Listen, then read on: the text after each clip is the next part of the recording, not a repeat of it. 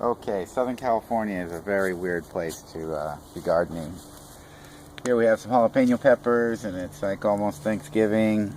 I've actually been able to get a pepper to go through, a couple of years and still produce.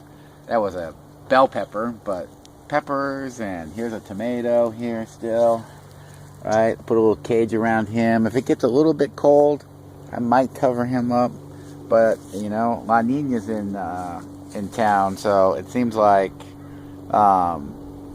it's going to be a warm, dry winter. So here in California, this is like a second spring when you fall and winter, when you actually get maybe some precipitation and some cooler temperatures. You plant some lettuce, some beans, but also in Southern California especially, you can get away with actually at least keeping the fruit on the pepper, overwintering it, and then when spring comes around, it takes off pretty quickly when it gets warm, like in February.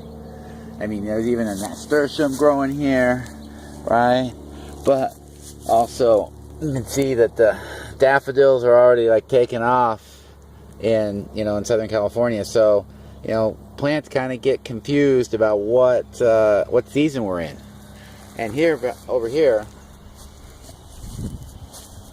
we have, this guy can actually grow outside. This stuff is this is a Thanksgiving cactus and a Christmas cactus mixed together. And unlike the narcissus, which keep blooming earlier and earlier because of climate change, this guy's pretty reliable. Hey, Thanksgiving, I'm going to have some orange flowers, and Christmas, I'm going to have some pink flowers.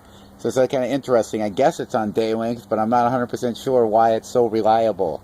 But the nice thing about Southern California is I just kind of can overwinter this outside.